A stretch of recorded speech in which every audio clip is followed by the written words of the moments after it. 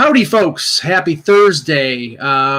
We lasted through that lengthy NHL draft. I mean, Russ and I have been Russ has been to a lot more than I have, but I have been to I was at the last 5 drafts, and the second day in person, they all want to get out of there. They all want to get to the airport, and it usually takes, and usually starts at like 9 a.m., and by 12:30, it's over with. This was double the length. So it was really laborious, and I don't know if it was because of the video or what, but it was just really bad and really boring. So I mean, Lou Lamoriello said it was the longest one, and if you remember in 2013, it was all one day in New Jersey, and yeah, that was my first one was Philly, right? But New Jersey one was the whole draft in one day, and that's the only thing that I could say that was equally as long. Yeah, that's ridiculous. I mean, they used to do it all in one day. That was the last time they did it all in one day. Yeah. So, all right, Russ, start us off with the pre-show. So, as you know, Mike, your Buffalo Bills may not play this weekend because 23 positive tests now for the Tennessee Titans. Well, this is the they had another one. Yeah, this is the latest. According to the NFL, according to reporters who cover the NFL is still looking to play that game this week. They want to play it on Monday. It's not going to happen Sundays. No, it's not going to happen Sunday, but they're saying Monday or Tuesday. But the complicating factor here is the Bills play Thursday night against Kansas City, so they would have to move that game to Sunday or Saturday or Sunday. See, I don't think they're even going to be able to do that. They just had another positive test, and if we haven't learned anything, which clearly the NFL hasn't, the Patriots game was, again, they didn't have enough days of negative tests, and Gilmore gets a positive test. He hugs Pat Mahomes, and now the Chiefs are hoping, hey, we hope Pat Mahomes doesn't come down with it.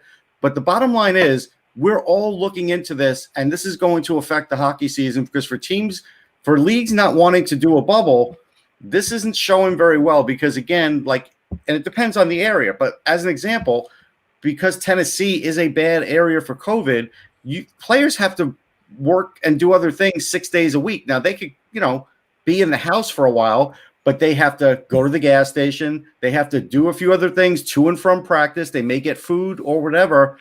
It's almost impossible when an area is a hotspot to keep guys from getting it. Now, this, they say, stems from that informal workout that they had at a Nashville school. But again, and the team was told, you couldn't do that the day before. At least the NFL swears that. So. Yeah, well, I'm sure some Bills fans are secretly hoping that Stephon Gilmore did give it to Pat Mahomes so they don't have to face him, but nobody said that publicly. No. Yeah, so until Mike just did. It's not me that said it. It's not me that thought it. I just, okay. I just have to go down this road because I'm a bitter baseball fan. 2 games in a row. The Yankees have been screwed by the umpires. Now, okay, you can say, yeah, I know, Ross. You can say it's like Boomer Esiason when to screw the Rangers button at the NHL headquarters. They have that on Park Avenue for MLB for the Yankees. Yeah. I mean, okay, the I'm not disagreeing with you, by the way. The umpire was horrific. Well, it was C.B. Buckner in game 2, and he's hideous. He's terrible. But the call that killed them yesterday, and I was on the phone with Russ as it happened. Yeah. It was a 1-1. First of all, the Yankees had bases loaded, 1 out. Luke Voigt had 2 outs. Luke Voigt had a 3-0 account. The ball was clearly outside. He's taking off his ankle guard, and the umpire calls strike.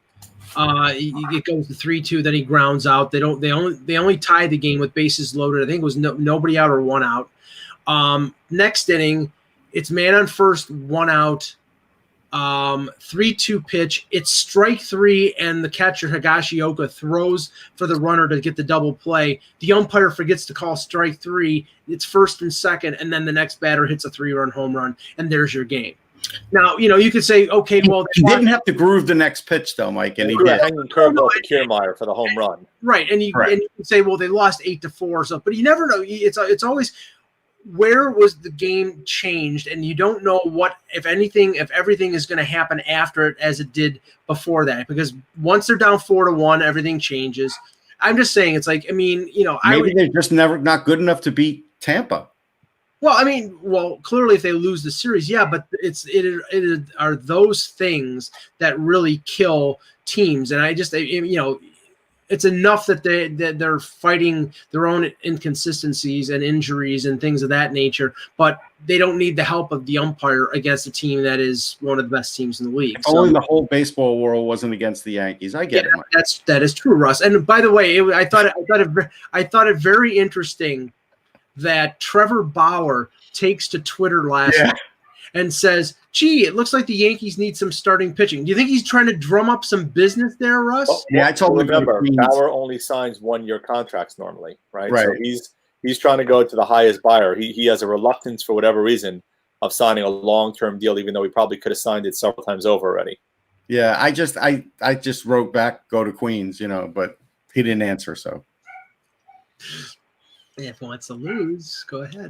Hello, Hockey World. Today is Thursday, October 8th, 2020. I'm Jan Levine. Russ Cohen from Sportsology. And I have a quiz. I'm going to be like, I'm going to quiz you guys when the show starts. Go ahead. And I'm Michael Agello, and I'm scared out of my pants. I think I'm going on mute. this is the HockeyBuzzcast here on HockeyBuzz.com. Echo will be joining us any moment.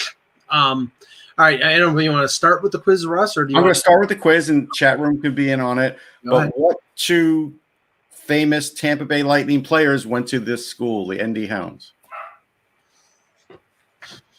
ND Hounds. Okay. They won the Stanley Cup too, these two guys. So it's this year. No, it doesn't have to be this year, Mike. They've won more than one Stanley Cup. Oh, that's true. They won in 2004. Okay. Marty St. Louis. Nope. He went to Vermont. No, this is a this is a Canadian prep school. I know, but I'm where saying Russ Courtnall and Wendell Clark went. Notre Dame. Killorn? No, he went to Harvard. Well, give us a hint here, Russ. We don't have all day. Well, one of them lives in the Hamptons now, and one of them played for the Flyers for a little while. Brad Richards is one. There you go. And the other one played for the Flyers. Braden Colburn. Nope. Vinny LeCavier. They both went there, yeah. Wow. Okay. Great. All right. Let's start with Davy Jones. I'm sorry. I was looking over and I didn't see the answer. So Davy Jones did get one of them. Good for him. And Nicholas McKinnon got the other one. And Cohen did too, but he may have copied off McKinnon. But yeah, well, he's doing a remote from jail. And Davy Jones, where's your locker? Okay. Sorry, I just had to. Okay. News of the Mike, day. winning friends and influencing people as usual. Oh, please. They hate me in the chat. Well. They hate me everywhere. So what the hell? All right, just starting off with the news of the day, the two buyouts, both of them I mentioned and were expected. First one was Alexander Wenberg bought out by the Columbus Blue Jackets, and what was interesting about this is, like I mentioned a couple days ago, Wenberg is 25. The line of demarcation for buyouts is 26 or under. With that buyout, they only have to pay out 1/3 of the buyout amount, like Cody Hodgson with Buffalo a few years ago. So the cap hit for I think 6 years is under $1 million. So they saved a lot of money buying out the last 3 years of Wenberg's deal. The speculation is, and we welcome back to the show, the speculation is that Columbus is opening up room to go after a guy like a Hoffman or Taylor Hall. I don't know. I don't see Taylor Hall going to Columbus because he's not going to Columbus. I don't think so either. But Hoffman makes sense. Hoffman with Tortorella. Oh, that should be interesting. That's a great point. No, I don't. I mean, yeah, he doesn't exactly play defense. No, but they need goals. Yeah, but they do need goals. They need goals. They need scoring, and they definitely have that issue as well, right? So, I don't see many scorers in this free agent. The Taylor Hall thing is bizarre. It's fascinating because you wonder how they're definitely going for. They're definitely looking. They're gonna get into it. Now whether or not they get him or not is highly unlikely. Of course, we talked about that, right? But I can tell you who I just said on the radio. Who I think, it doesn't mean it's going to happen. Yeah, I said Calgary. Well, yeah, he's from. Well, yeah, that's yeah. That's the name I've been saying, for a year now. And and I do think he's going there. I think you're right. I think that's this is the caveat I throw in there, and this is a really lame thing to do, but I'm going to throw this in there. He's not going to go there if he does a short-term deal. Like if he wants to be in Calgary for a long period of time, but if Calgary can't do it right now because say they're going after Markstrom really hard, and they can only do one of them, I can see Hall doing 1 or 2 year deals someplace else. Calgary going after Markstrom right now, and then Hall coming into Calgary later. I think he will eventually sign a long deal with Calgary, whether or not that's now or not. I don't know because the pandemic has changed a lot of that. So that's the only thing I think. I mean, so it is definitely a lame ass. Do you want my surprise team for Markstrom? And you could tell me if you've heard anything. We haven't heard anything with Carolina and Markstrom, and I kind of wonder if they look at Markstrom and say, we get him on a 3-4 year deal, we could win the Stanley Cup in that period. Yeah. Yeah, no, I think that's possible. Although I think Carolina and Marc-Andre Fleury is a better bet. From what I understand, that what Fleury wants now is a first to second. They want a first. They want to. Carolina asked for a first, a second, and 1/3 of the salary. Vancouver offered a second and half of his salary.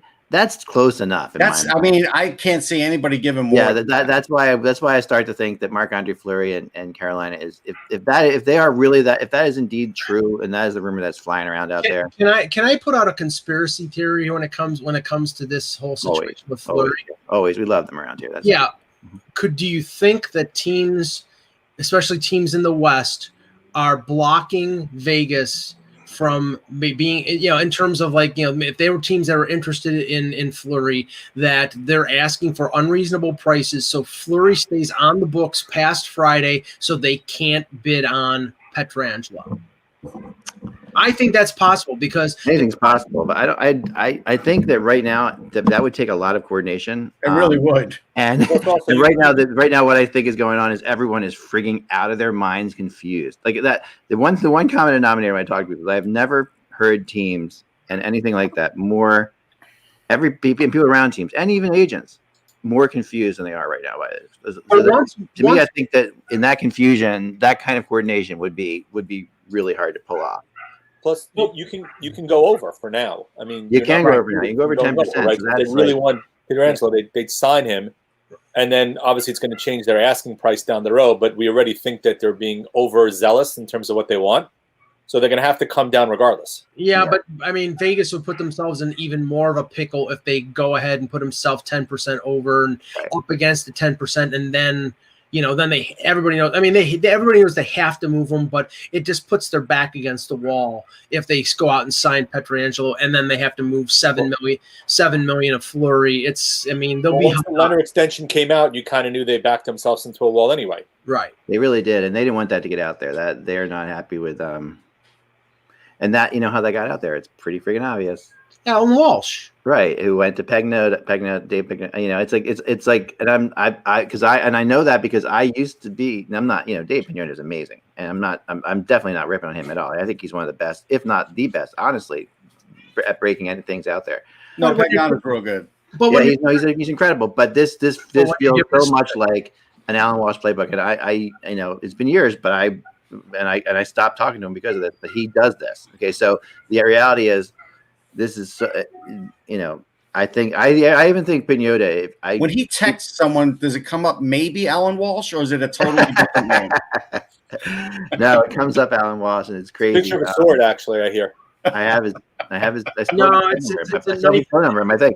It's a knife in but the reality is this: I think that even Pagnotta, I heard an interview the other day on XM, and they were talking about, were you nervous about this because you mentioned that it didn't happen for a long time, and I've been in that situation too, where you mentioned you put a rumor out there and it doesn't happen for a long time, and it is really nerve wracking, especially if you were told for sure. And I'm sure he was told for sure by Walsh or whoever.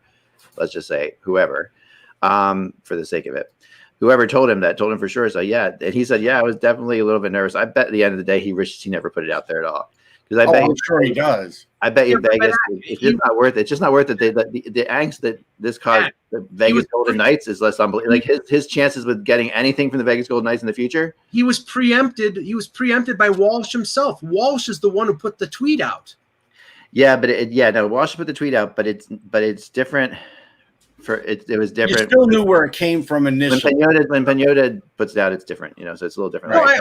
I admit that, but what I'm saying is, okay, and I'm just assuming here. I assume Walsh heard through the grapevine that Leonard was signed to the contract. That's the I'm only. going to go even further than that, Mike. I'm going to tell you that he didn't hear that, but assumed it, because Walsh is smart enough that he's around the team and he's seeing how things are going and seeing how much playing time Leonard's getting and seeing all that stuff and seeing the way Fleury's being talked to. He is a good enough agent at that point to realize, even if no one told him at all, he would be a good enough agent to sit there and say they've got to deal with them moving forward. That's a typical thing that an agent would. Right, but my whole thing is he's not good enough to Photoshop that, and neither is Marc-Andre Fleury. So they had to give somebody that to Photoshop it to make the point. So that's a coordinated effort in my mind. Yeah, and that how that got out, who knows? But yeah, reality is this: like, I think that he knew even before he saw that. It was obvious the way things were being treated that was happening. You're not gonna play Leonard all the time if he's not going to be back. I mean, you're gonna if unless he totally outplayed Fleury, which he didn't. If he outplayed him, he outplayed him barely. So it's like completely crazy. Again, I think that he outplayed. It wasn't the 3 games. It was the fact that Fleury had a .906 save percentage and was playing bad down the stretch. That was the reason why. Everybody thought it was insurance. Everybody thought it was to give him a rest. That's the thing is this, Mike. Like, bad down the stretch. Like, if you're Marc-Andre Fleury, Vegas had nothing to play for at that point when he was Marc-Andre Fleury. If I'm a coach, I'm looking at Marc-Andre Fleury and saying, I don't care if he plays terrible in these games that don't mean anything. He's a gamer. At the end of the day, that's what he does. Like, so Vegas out front. Vegas was making the playoffs. There was no questions asked, right? That was I mean, the one thing I heard, and it does make sense, is Peter DeBoer, who was coaching the other team that won when Vegas collapsed the previous year, believed that the collapse was all on Marc-Andre Fleury. So if that's the case, and then they go out and they get Leonard, of course I'm going to play Leonard. Yeah, that collapse was not all on Marc-Andre Fleury. It wasn't, but it was. I mean, stop. It was all on a terrible call, right? That was made. That was a friggin' major penalty that never should have happened. And let me ask you about the Murray thing, because my sneaky suspicion is he's going to only want to sign a 1-year RFA deal.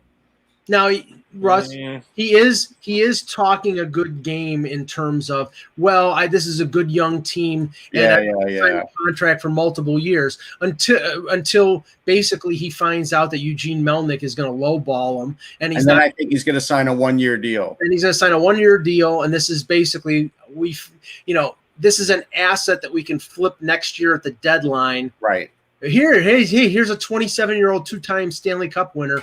Give us a first-round pick. Or even this year at the deadline.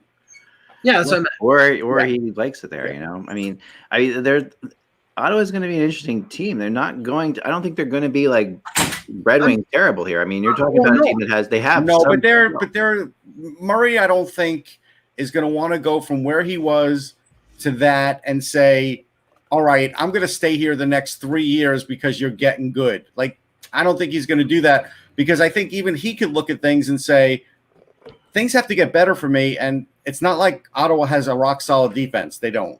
Yeah. But is he really enhancing his value this year, because Ottawa, while they'll be better, won't be great? So his numbers aren't going to be kind of like a lose situation though, Jan, because he goes there and it's a lose-lose. Yeah. Everyone assumes Ottawa's going to suck. So it's like, okay. So if he does, everybody can blame it on he's on a terrible team, and if he does incredible, then he's like a savior of a terrible team. So it's like no matter how you slice it, I don't think it's a bad spot. I will say it like this, Jan. If I'm a GM and he just signed a 1-year deal and it didn't go right, they're going to be willing to write off that year, like Ron Hextall wrote off that year for the Islanders. Same thing. Good point. Yeah, if I'm a GM and I'm interested in Matt Murray, and I didn't want to give up a 2nd-round pick, and who am I thinking about? I'm hoping Matt Murray signs a 1-year deal in Ottawa, walks away for nothing, and then signs with me. Stays in the province.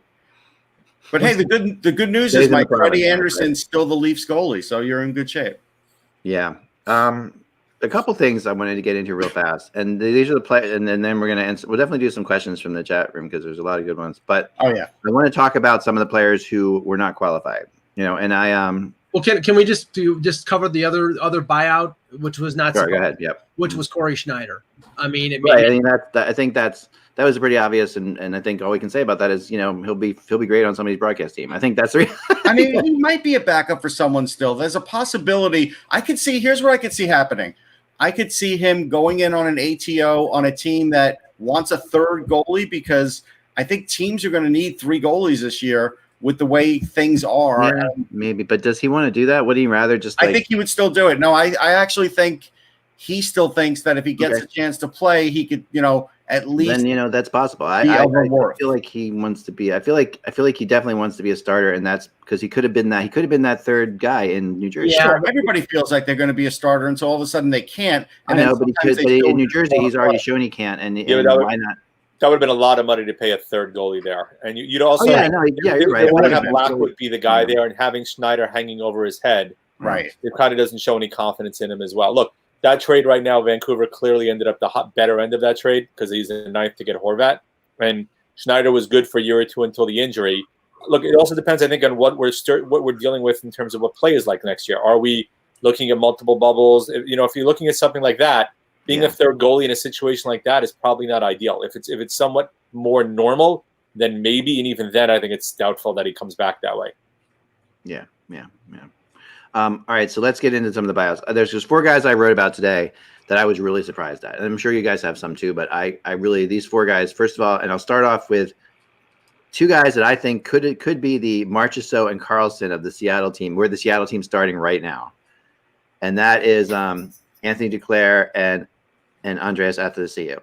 These are 2 guys who I think both, if they were given the job, like you remember what happened with William Karlsson and Jonathan Marchessault before it happened in Vegas. It feels similar to these guys in some ways, because the talent and the skill and the speed. I mean, you're not going to get many more breakaways than those 2, Duclair and Athanasiou. They really just, if you do a highlight search on YouTube for their highlights, you will think they're the greatest player ever to play in the NHL. I mean, that part's true. You know what it is, Zach, though. I mean, again, all these coaches want you to play a complete game, and those guys don't, and that's why they keep moving. Well, that's what killed Marcus, though. I mean, especially Marcus. I mean, Carlson had a pretty good 2-way game in Columbus, but also, just as a numbers game, I think there. Well, Marchessault is a different story. These 2 guys don't play defense. They don't. Right. No, these 2 guys don't play defense. Neither did Marchessault, though. I mean, well, Duclair has moved from a couple organizations. Right, started with the Rangers. He ended up moving to Arizona in the Yandel trade. You're right. Then he moved again short term. Then he moved. Like last year, he was good, but he scored 2 goals his last 30 games. So a lot of his production came early last season. He's also decided to represent himself, which means that he may be overvaluing what he expects to get in the marketplace. He probably could have gotten decent numbers from Ottawa, but clearly not at the level of where he thinks he's worth, and that's kind of the driving force here. Yeah, why he's out there. Athanasiou was horrible in Edmonton. You can argue maybe he wasn't used right, and other than the speed, there's very little he showed in his stint in Edmonton last season. Well, the issue, and if you're going to go and be a speedy, breakaway guy for the Edmonton Oilers, you're third in line. Well, I mean, it's like, to me, that's not the play. Like, already, you're already behind. The problem here with him representing himself is he probably wanted to go to arbitration because he scored 23 goals last year, and Ottawa knew that he was going to probably be paid around $3 million. They don't think he's worth that. So now, I mean, if I'm him, I go someplace for a league minimum or maybe a little more than that, and it put me in a situation to score 30 goals next year, and then he can write his own ticket. The thing is, it's like he's not going to be in the expansion draft if he's an unrestricted free agent. He's not going to sign a 2-3 year deal someplace. It's going to be a 1-year deal. It's going to be. No, I think you're right. I don't think they will be on Seattle. I'm just saying that if Seattle existed right now, sure, that would be an interesting thing. Well, besides the 1-year deal, by the time the contract comes up, he'll be eligible to sign with Seattle if he wants to. Yeah, no, he could be. And if I'm Seattle, I would look at that. Now if they go with the Rod Brindamore, which I keep hearing will be the Seattle coach, then who knows? I mean, it depends on the coach and what they want to do. But at the end of the day, so 2 other guys, and I know people have talked about Grabner a lot, and I didn't put Grabner on my list of 4 because I only did 4. I mean, Grabner's would be my 5th, but at the same time, we'll get to Grabner in a second. The 2 other guys that just kind of shocked me. First was Nick Cousins, who, in this day and age where you have where people are dying for centers and they're dying for like gritty players who are who can fight. I'll tell you, dying around. Nick Cousins is a total and utter The only reason he is on this list is because they are trying to clear money to sign Pietrangelo. And I'll tell you where he's going right now, Eck. Where do you think? Toronto Maple Leafs. I think that's a really good chance. I mean, he's from there, right? He's from that area. Well, he played for Sheldon Keefe and Kyle Dubas in the Sioux.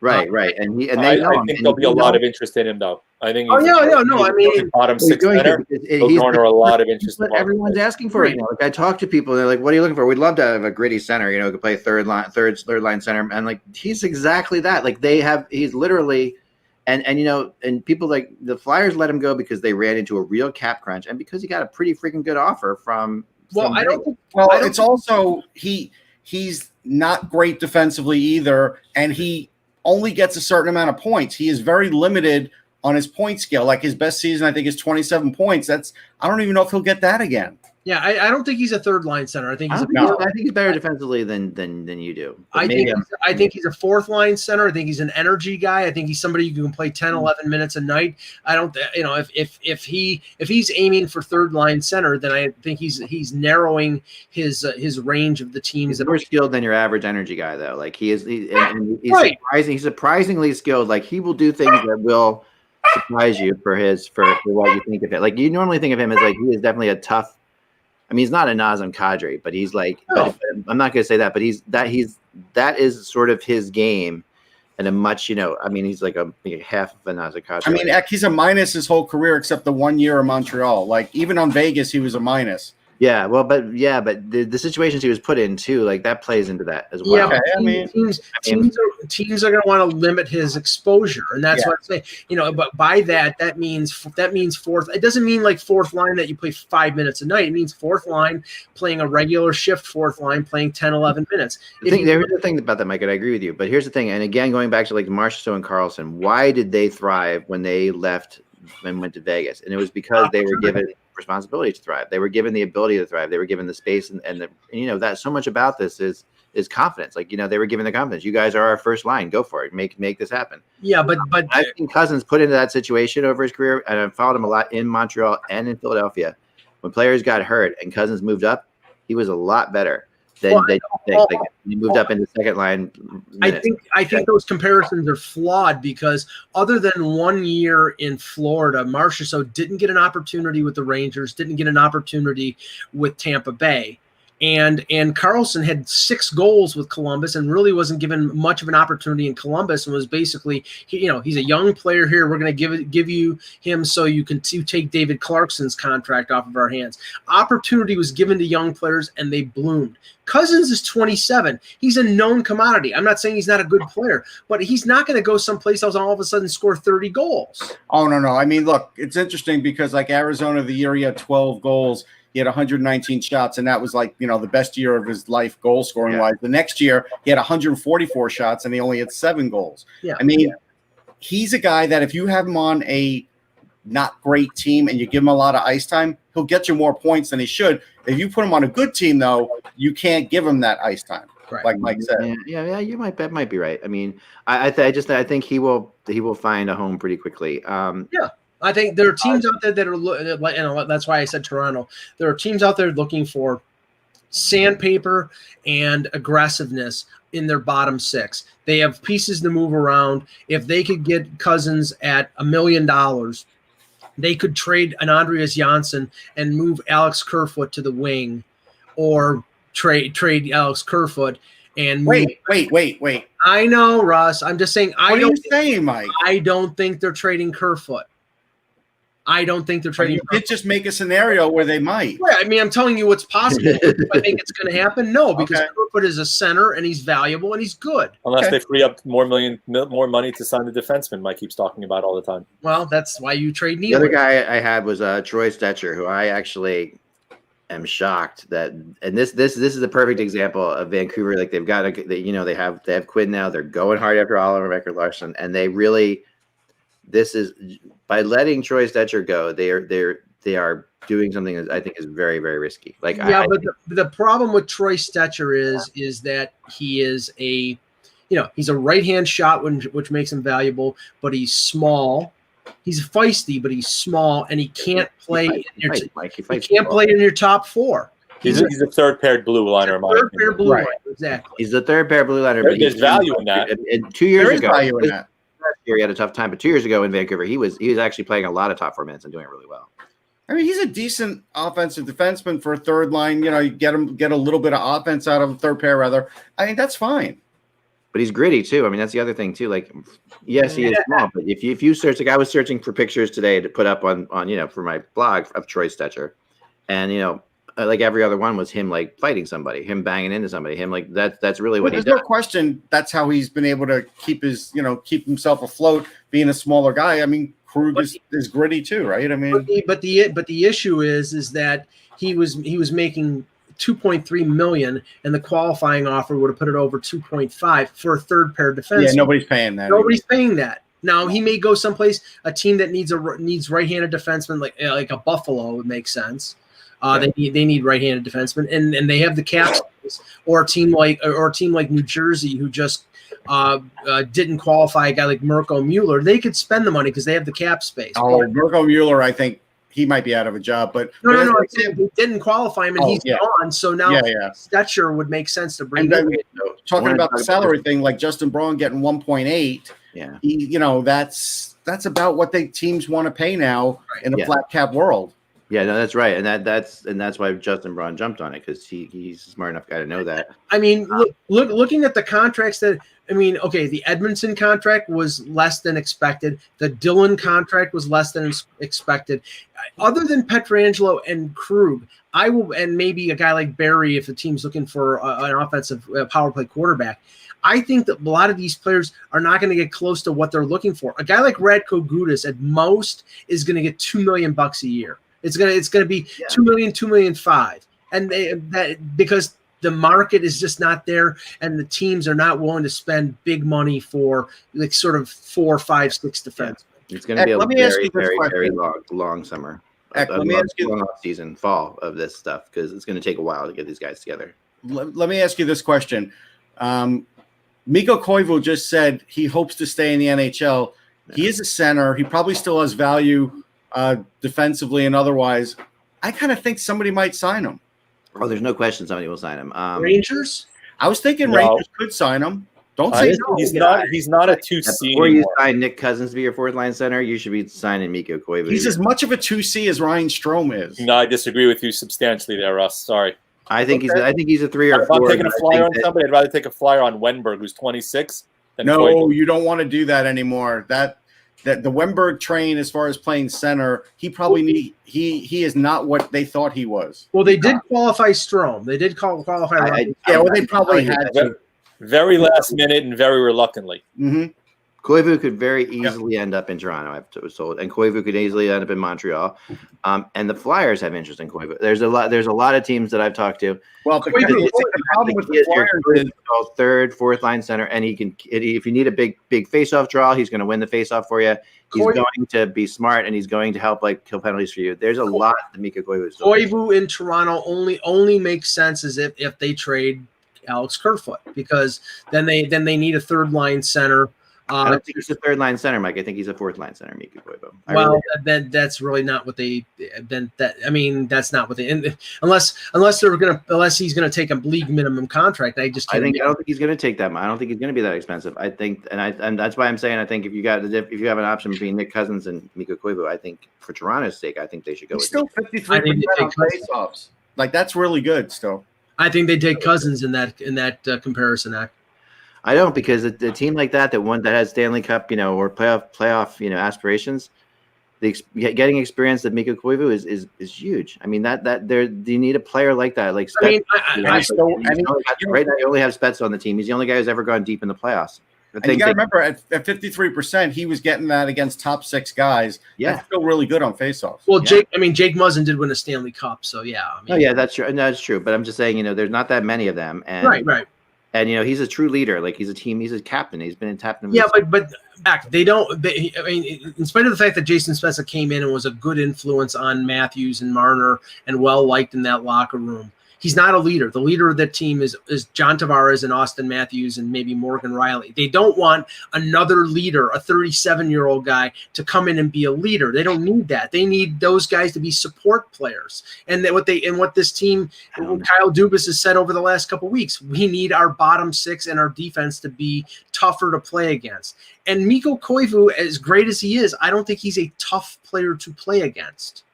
They need very much like Bellemare. People putting him up in the chat room, and I would say Koivu and Bellemare are very similar. They need Wayne Simmons. They need Cousins. They need guys like that. I don't understand the Wayne Simmons thing at all. I want to throw that out there. I love Wayne Simmons. He's a great guy, but I don't see why anybody goes for him right now. I don't get it. On a league minimum deal? No, but if you can get Koivu for a little bit more, it's not even freaking close. Well, I know. I'm just telling you right now that Mikko, if Mikko Koivu signs in Toronto, nobody would complain because he's an excellent player. But I think that right now, what the Leafs are looking for is aggressiveness in their bottom six, and that's not Mikko Koivu. No, someone else put it in the chat room, and I heard this too, and I heard this name mentioned with Mikko Koivu is Edmonton, and I think that would be a fantastic fit too. Like these teams are full of young players who are. Yeah, I can see that. How about Mikko Koivu in Winnipeg? They need to help up the middle. Well, last night, I wrote this, and I've heard this from a lot of people today that the Winnipeg is talking Peter Stastny. I mean, Paul Stastny. Sorry, Peter Stastny would be pretty impressive. Yeah, Paul Stastny is instead. Let me say that. And yes, the first question I asked when I was told this was why.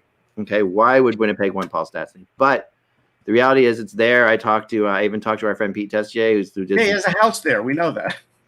And I talked to our friend Pete Tessier, and he said that it was something. Last night, he's like, "There's nothing to it." He touched back today and said there is something to it. But this is the problem I have. Okay, go down the list over the last 3 years that Kevin Cheveldayoff has done. He traded a first-round pick and I believe a prospect. I think it was Eric Foley to get Paul Stastny from St. Louis. He trades a first-round pick to get Kevin Hayes from the Rangers. He gets Cody Eakin at the deadline this year. They've had 1 year plugs at that number 2 center spot 3 years in a row, and each time it hasn't friggin' worked. How many times are you knocked before you're knocked over the head before you learn your lesson and get a long-term solution as your number 2 center? You're going to go back and get Paul Stastny again? That's stupid. That's really stupid. I don't disagree with anything you're saying, Mike. I honestly don't. But that's there, and now if they get him for pennies on the dollar, but Vegas is not going to retain salary. They're not. No, they're not. And this whole Vegas is in desperation mode right now because they really I think Pietrangelo, that's his first choice, and I think that they are told they've been told that, and they know they can get him, and yet that's them getting this cap space cleared by tomorrow is virtually impossible. Like they really aren't. Now they can go over top, like you said, but once you over top, you're even getting less. So the idea is, okay, we go over top, we're gonna have to give these guys away for absolutely nothing, or just which is why I don't think Pietrangelo is going to Vegas. Yeah. I don't think they can make it happen. Now I'm not saying that means he's going to Toronto, but there are other teams that have tons of cap space. But here's the thing I will say about normally when we have these UFA days, guys like Pietrangelo, Hall, Krug are all signed within pretty good periods of time. Maybe within the hour. I mean, the longest we see is how long. What time did Tavares sign? But remember there was a 5-day window, so he signed it 2 hours in. Yeah, it was 2:30. I want to say somewhere in there. Yeah. And that felt like forever, to wait for Tavares. We were sitting there with Tavares. It felt like forever because he did have the window. We're like, why isn't he signing? But he had agreed. He had agreed to it the previous night, so it was done. Yeah, and it wasn't being announced, but and there's all kinds of speculation as to why that was. But no, I mean we know why. We were doing the show live that day. I was doing it in Toronto, and we basically we thought that they waited until a certain time for the networks, for Sportsnet and TSN, to get their biggest rating, and that's when they announced it. Maybe. I mean, I don't know if that's the case, but that's what I remember watching that show afterward, and that's what we speculated about right at that point. And 5 minutes after we speculated about it, he signed. Yeah. But this year, I do believe that with some of these big players, we could see it stretch a couple days. And Dubas said that yesterday. Yeah, I didn't hear it, but I really do. I think because there is cap clearing, there's not enough time. Like this thing is happening way too close to the draft. It is, yeah. The reality is, like, they needed to give this a week. Like 1 week would have been great. Like 1 week would have been fine. But having it one day after the draft, it's like 2 days, I guess, or whatever. I'm sorry, I'm not letting Jan speak. Jan, speak. Do you have something to say? No, I'm good. I'm not saying a word right now. I can usually tell when Jan has I'll roll something. overdue. Jan, the great thing about Jan is he has these beautiful gems, and he doesn't, he doesn't talk over people, but he's got them. So are we going to get a message from Art Garfunkel since Paul Simon did? Not the case. Oh, wow. I'd like to thank Ed Koch. Yeah, I do have a note. College Packing Inc. said that 65 NCAA players were drafted yesterday, second most in 13 years. So I knew there would be a lot of Euros and NCAA players, and there were because that's the flat cap now. That's where you want to get players from, and high school, a lot of high school players. 11 of 12 Toronto draft picks were college or Europe. And that just tells you. I mean, go to the Americans to save your town. Yeah, and the flip side was the Rangers was different, right? The Rangers focused mostly, I think, on Canada and North America. So, and also they also drafted more for quote unquote grit because they felt that they got pushed around, I think, a little bit too much in the playoffs. Right, but again, this is great 4 or 5 years down the line. Like you don't know, you better of course. Right. Yeah. And there are like a couple things that would like that. We always ask what the copycat thing is. This year, the copycat thing is turning out to be that Tampa won the Stanley Cup because they got tougher, and that's what everybody's saying everywhere you go. And you hear it on the radio. But honestly, this is how not thin-minded or narrow thinking, but that's how the NHL can be. Even like the GMs of the NHL are saying this kind of thing. So it's astonishing to me. Like it's absolutely like crazy because yes, of course, every team needs to get thicker, but that suddenly they have to because St. Louis won the year before and they were tough, and now Washington with Tom Wilson and Pittsburgh with Ryan Reed. I mean, all these players had other players that made them win. Like those guys are part of the team. But I'm not disputing that. But people are looking at, and people don't recognize, is that you need a team that's multifaceted, that can play offensive, that can play defensive, that can play tough, that can play, play close games, play wide open games. You need that ability to be able to win because you're going to be playing different types of games during the playoffs. And that's why, I keep saying, and I keep getting a lot of flack from some Leaf fans, is that they before Tampa won the Cup, I was saying, and even Dubas and Shanahan were saying, they need to get tougher. It wasn't because it was in reaction to Tampa winning, but you can't ignore the fact they go out and get Maroon, they go out and get Bogosian, they go out and get Coleman and Goudreau, and lo and behold, they win. Gee, there's a shock. Yeah, no, but Coleman and those guys also have some offensive skill, and they weren't just required to be. They also needed to know.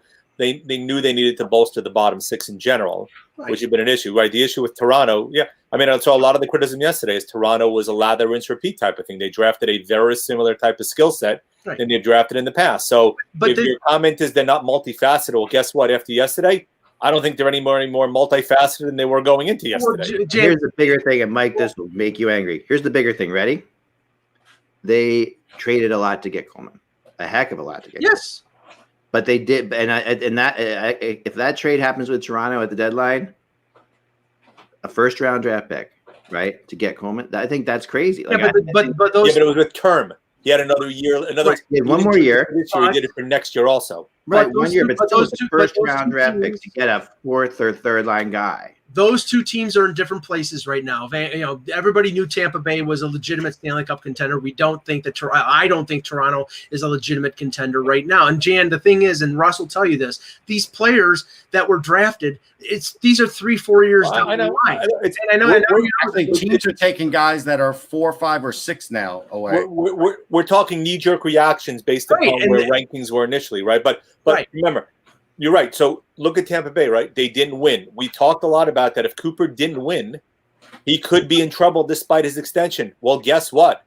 Toronto's going to be rapidly approaching that if they don't win fairly soon. That's true. There's only so many times you're going to go with the names that they have there, and you haven't won, that somebody starts looking and going, what could be the cause as to why they haven't won yet? Hence my reason of advocating that they trade Nylander to sign Pietrangelo, because they they've looked at what's happened the last 3 years, and it hasn't worked. And I think you need to be better on the blue line and tougher throughout your lineup. And the only way you can open up the cap space to be able to sign Pietrangelo is to trade Nylander. Now, if they try to keep Nylander and they're going to try to go around the margins and add Gudas and add Cousins and add players like that, I don't know whether it's going to be sufficient to change their fortunes. But that's what Dubas might want to do. But I don't advocate that. But what I'm saying is they have to get tougher. They have to be more.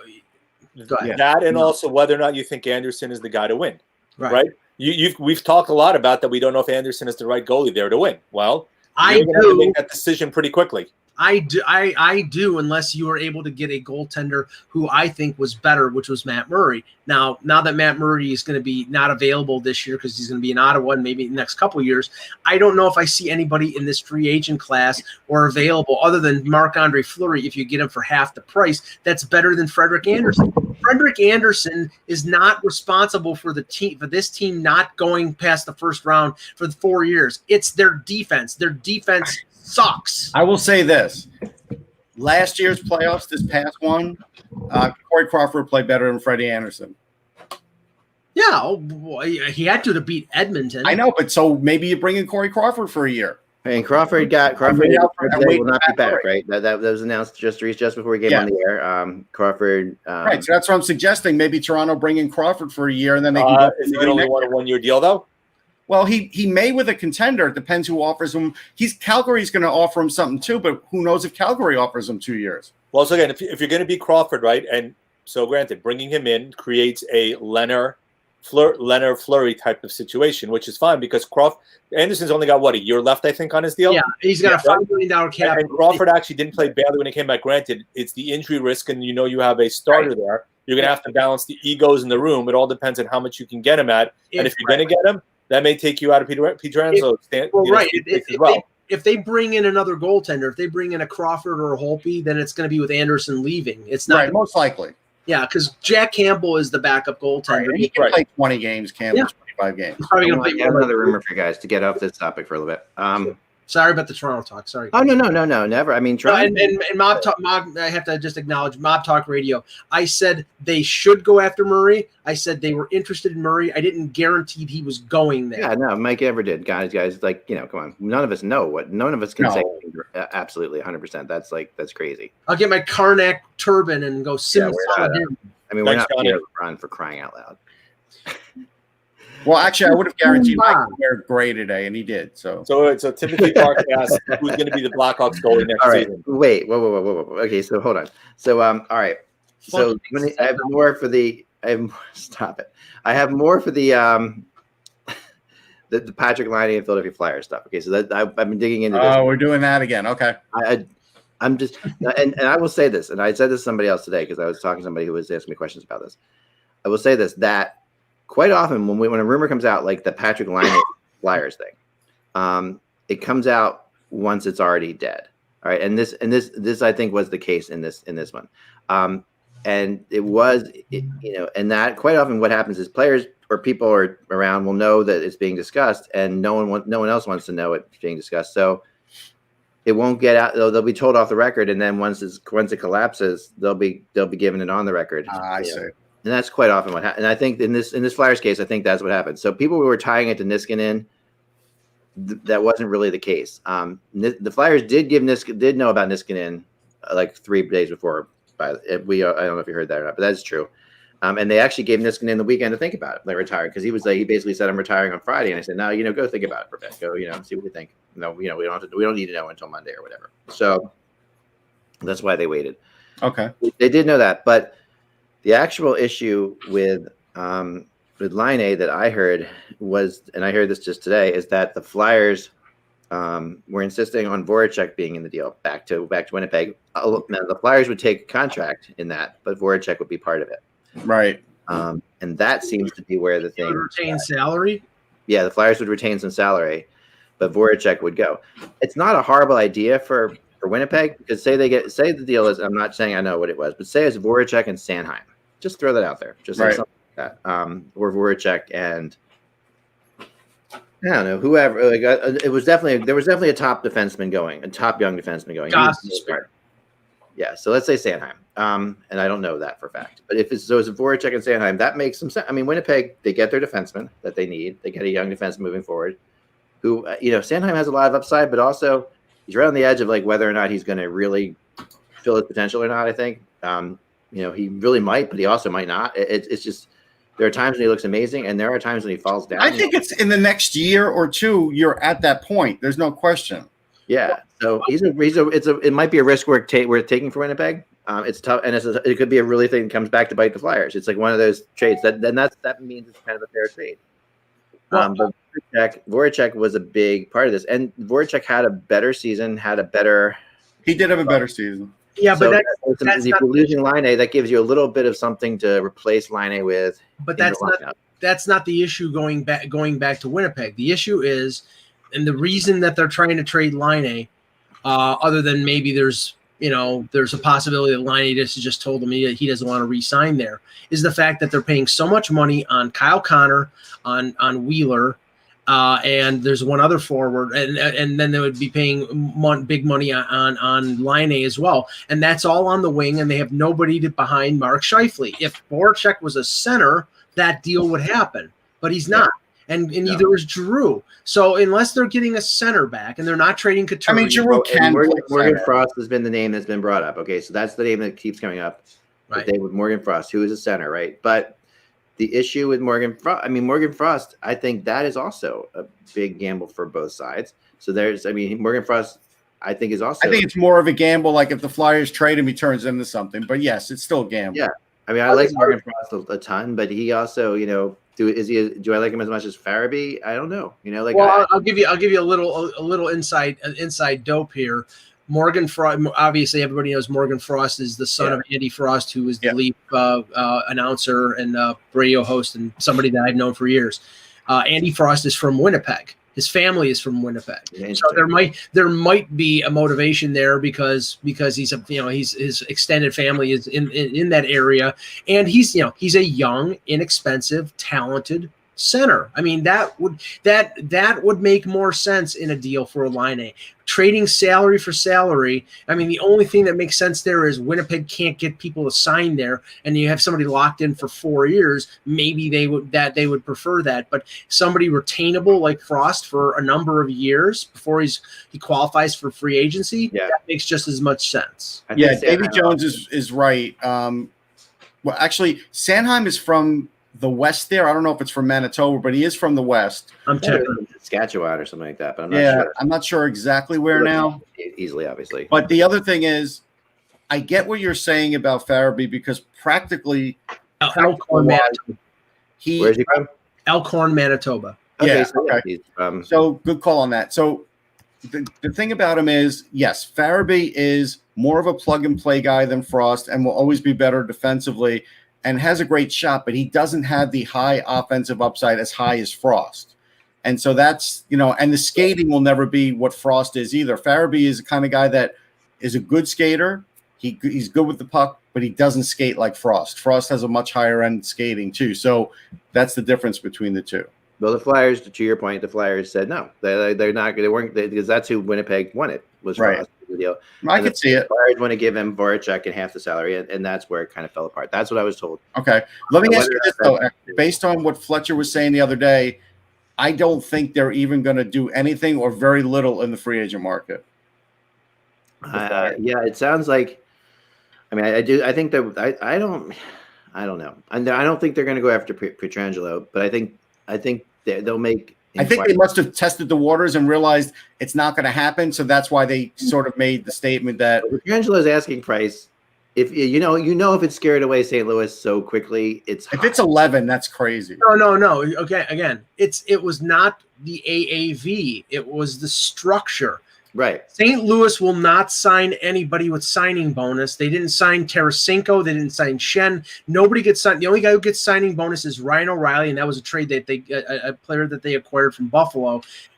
Pietrangelo wants signing bonus, no move clause, and basically the signing bonus to guarantee he doesn't get bought out 4 or 5 years down the road, and they're not going to give it to him. So it's philosophical that. Yeah. Here was the quote. Sorry, Mike. Here's the quote from Fletcher about free agency. I'm not sure. It'll depend on the opportunities that are there and the prices. As I mentioned before, we like our group. I think our forward group is stronger than what it was at the end of last year. We've lost Niskanen, but we like our defense course. We like our goaltending. So he's pretty much softening the blow there. Like maybe something small, but I don't think they're going to be players. I think they can't get Pietrangelo. I think Philadelphia is more in on the trade market because they have so many young guys than free agency where they're just taking on money. I would agree. It makes more sense. You've got Farabee, you've got Frost, you've got Rubstov, you've got how many other former first round picks and prospects who are on defense, at forward. I mean, they're a loaded organization thanks to Ron Hextall, and now they can take advantage and trade one or two of them and maybe a draft pick to get a player who's a now player. That is where they're going. But free agency, why? Yeah. Maybe we should take some questions. Yeah, let's take a couple questions. Let's do that. Starting to get trying to follow both things at once. I apologize. Okay, I have to answer this one, and I'm sure Russ has something to go in on this one. He ate the last sleeve of Oreos. That's all I have to say. It's Toronto related, but this is where I deviate from the Leafs organization. The Leafs didn't qualify Jeremy Bracco, who was second in the American Hockey League in scoring, wasn't really ever given an opportunity at the NHL level. Dubas said yesterday, he wishes him well. It just didn't work out. That his game, was more of a top 6 game.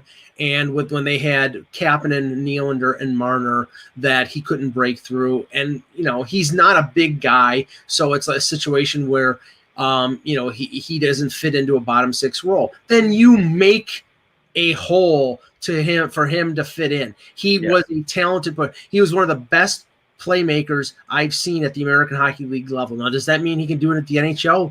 Who knows? But give him the chance. They never. What's interesting, I always find, Mike, is if we talk about players from the Tampa organization, and we talk about what they did in the AHL, it always seems to translate. So the fact that all of a sudden we could talk about the AHL with Bracco, and we wonder, because it's a Leaf player, is it going to translate? End of the day, he's got really great vision, and he's a great passer. He's not a burner. Don't you guys think but he's a precision skater where he knows exactly where to go and how to get there, and he turns really well, and he uses his edges. So I think it's enough where he could score 45 points in the NHL, and he's going to do it somewhere. And Bracco is not too slow for the NHL. He's not a blazer, but he's there has to be something. There has to be something because they've given him every chance in a way. They've given him no chance at the NHL. He have to leave the team for personal reasons. I mean, wasn't that part of it? I thought also. Well, we still don't. We have no idea though. We don't know why, but again, that's something. We still don't know what the reason for his leave of absence was last year. It could have been personal. We don't know. I'm not going to speculate on it. Right. It's never come out, so that would lead me to believe it's something of a family or personal nature. Yeah. It's just a situation where the guy, like I said, he was second behind Carter Verhaeghe in AHL in scoring, and 2 years later. And a year later, he's an unrestricted free agent. And Verhaeghe's playing in the NHL. Right. He's gonna come back with some team next year or the year after and make them look foolish. I believe. You wonder could be a Detroit target since they need to upgrade the talent. Well, they did it with Fabry from St. Louis. It's a low risk move. I would if I'm Steve Yzerman, I would do it. Yeah, I would do it. I like that idea too. All right, what else you got? Question for other reason though, when they it seems like when they've seen him play with the Maple Leafs in any situation in practice or whatever, they don't think he can. There must be something there. Yeah, well, they filled their holes. LA filled their holes on defense with just absolute plugs, but Gabe Velarde will fill one of the holes on offense. I would have used Kale Clague. I don't know what's going on with them and Kale Clague, but he's going to play somewhere for somebody. We'll see. Maybe even later this year he gets a chance, but I don't know if they're going to do much more free agency wise. I'll leave that to Eck. I think LA will get involved. They do like Krug a lot. They're gonna try to make one big defensive signing. They're like Philly though. They could they have so many young assets. They can make a ton of prospects, and they did well in this year's draft also. So, But they also see themselves as further along in their rebuild than most other people see them as. So that the question, like, and like I said, a lot of that might have to do with the fact that they had such a great ending, like the ending to the last season, and they felt like if they had gotten into the bubble, they would have been dangerous. So that whether or not that's true or not, that's just how they perceive themselves, which is not atypical for a team that's won Stanley Cups recently to feel that way. So I think that's the big question there. I'll let Eck answer this one. Just terrible. We're waiting. They will. They very much. This is my dark horse place for Holtby to go. I think this would be an interesting spot for Holtby to be in. I think he might be okay with it. And it would definitely give them. I mean, they are rumored to be involved in the Markstrom talks, but I think Markstrom is going to be too expensive, and I think they just don't have the cap space to do that. And with them spending $4 million on Koskinen, of course. I mean, that's true. But if they can, I think this would be an interesting spot for Holtby to go to, and at the end of the day, that's something I would look out for. Russ, I think that because they're paying Koskinen $4 million, I think that mitigates their opportunity to get a Holtby who's a number one. I think unless they buy out Koskinen. Right. I think they're going to go 1B and go for Khudobin or go for Greiss or go for one of those guys who are cheaper because they don't want to spend $10 million on goalies. Khudobin's really interesting because he just a week ago, Nil was like, well, he expects to sign him. Now, all Nil said today is he's testing the free agent market. So what I said on Sirius is, I think he's just letting him go out and find out that he can't be a starter somewhere, and then he probably ends up going back. I heard you say this on Sirius, Raz, and I was I was nodding and agreeing. You were here in my office. I thought I heard some loose change, but I wasn't sure. That's definitely true. The consequence of not hitting the floor is that you can't play. You have to hit the floor. You forfeit your games until you do, and that's the reality. So I don't know. I mean, they have to figure out something. Now, here's the thing. This is what Dorian will do. I don't think they're going to have any problem because they're going to sign Connor Brown to an extension that'll go on this year's cap. If they extend Brady Tkachuk, that won't go on until next year because he's got a year left on entry level. What they're going to do is, and there'll be enough opportunities out there. There are players out there with sizable cap hits that the money. Yeah, they're going to. It's not going to be hard. I mean, if they had to do it, they can pick up guys like that. I was always under the impression that if you don't hit the floor, you don't take part in profit sharing.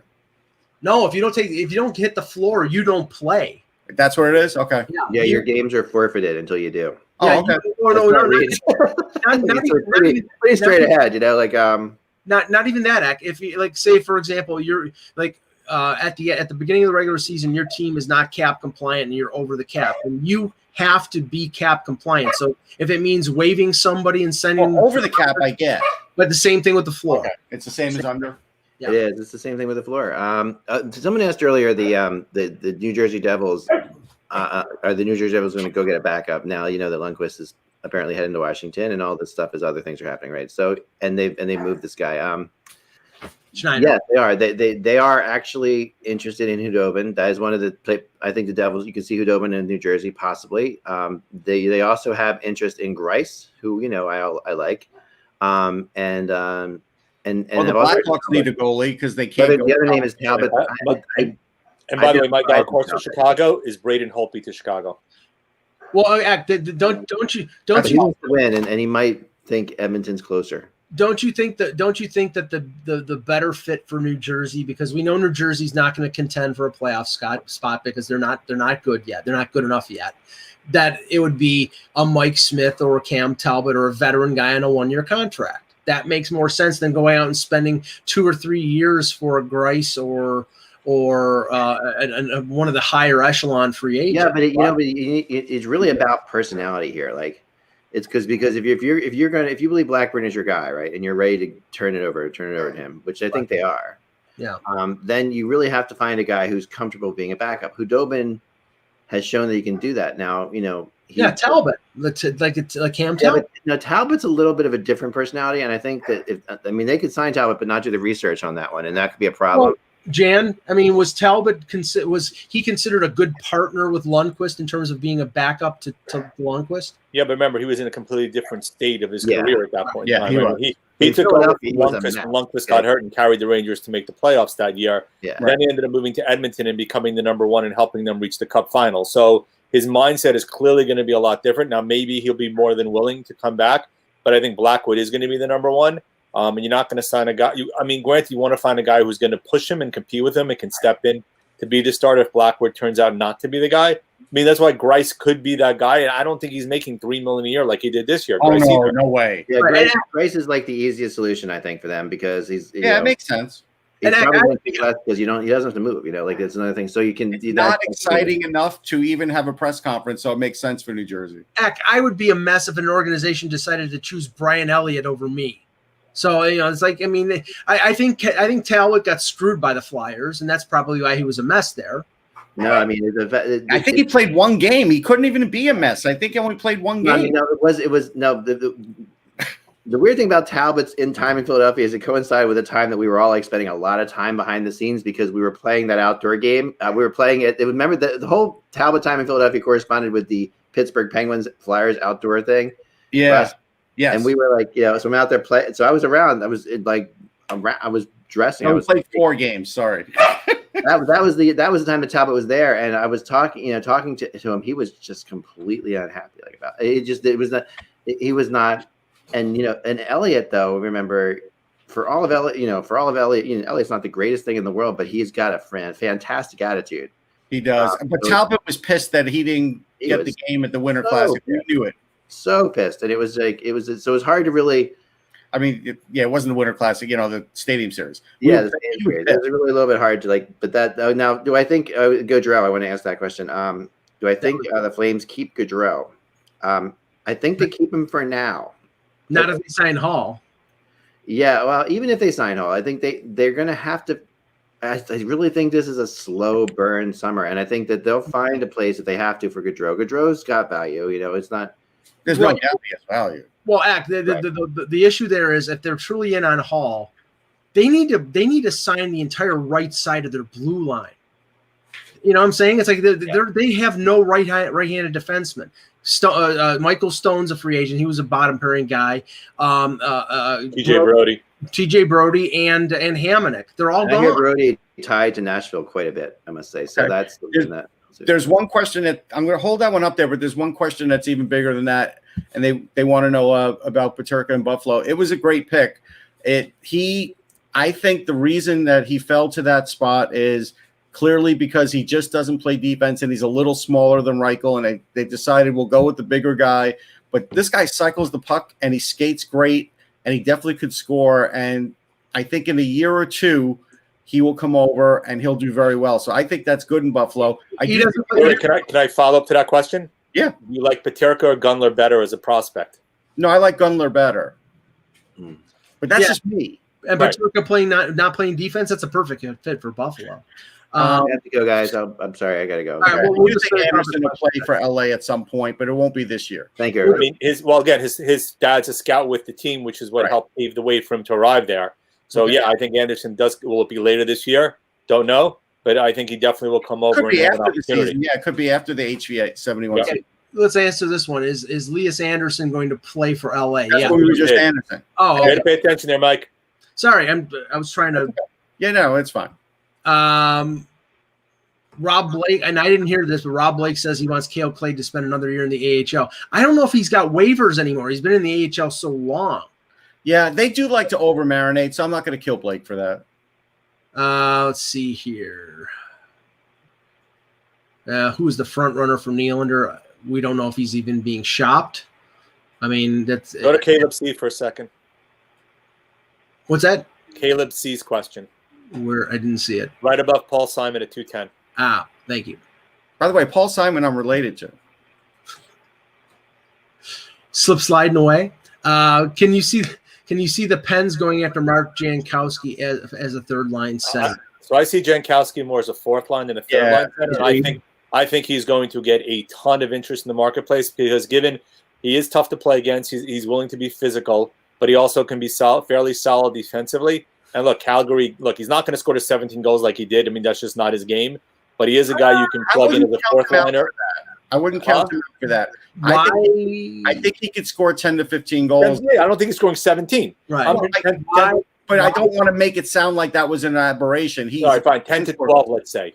Why do I think that this is a perfect fit for the Boston Bruins? It would be. Well, so wait. Yeah, because right now depending if you're playing Coyle at center or not. Yeah, third line center, right? Krejci's got one more year on his deal, right? And then, Bergeron. So right, and then Jankowski's your fourth line center, replacing Par Lindholm or Joachim Nordstrom. The only problem is, and I was talking to Ty about this yesterday, they really are looking for someone in the top six. They feel like they have so many bottom six guys.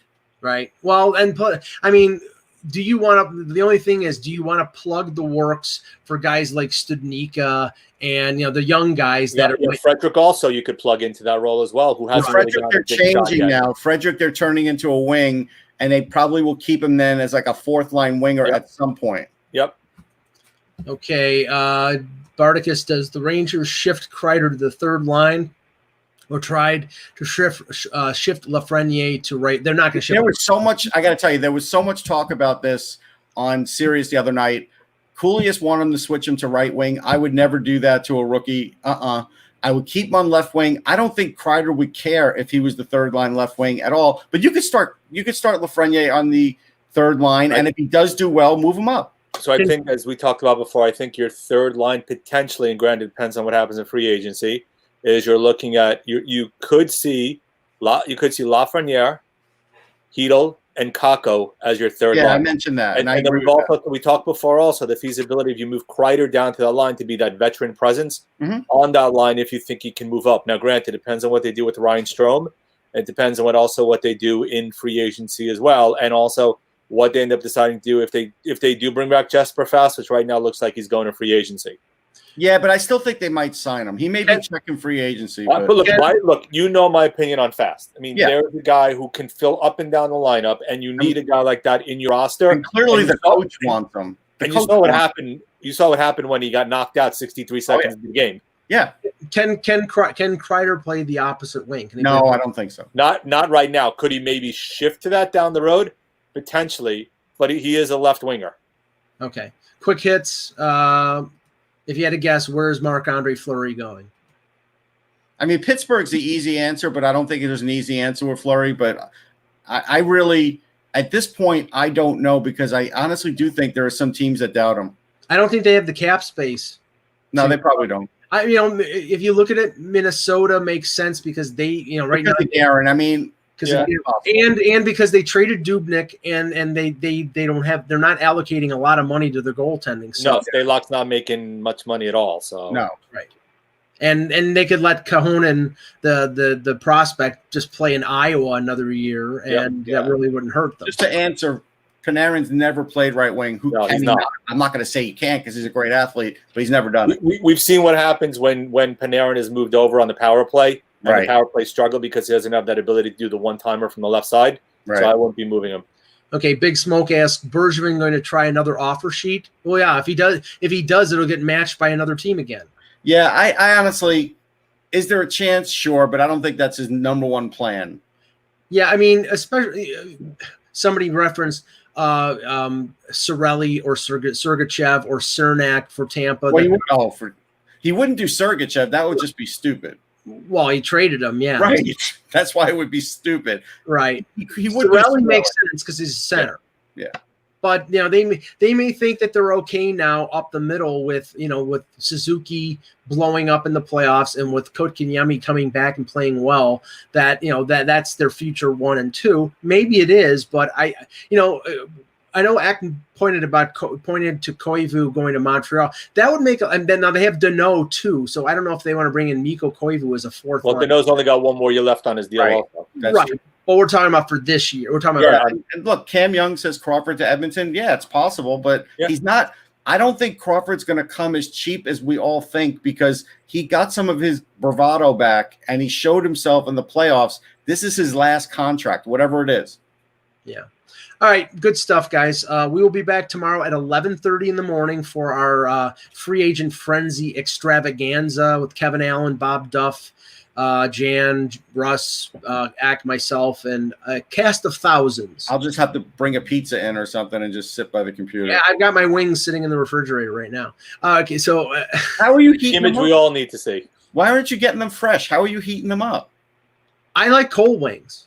Cold wings, really? Okay. I mean, cold chicken's not terrible, but no, cold chicken's great, especially if they're like barbecue wings. They're fantastic. They're better than they are hot. What? They're better than they are That's hot. heresy. Just stop. Hot take, no pun intended, by Mike. That is a cold take. For the departed Eklund, for Jan Levine, for Chicken wings and Tang. Yep. And great t-shirts. I'm Michael Agello. Thanks for watching, and remember.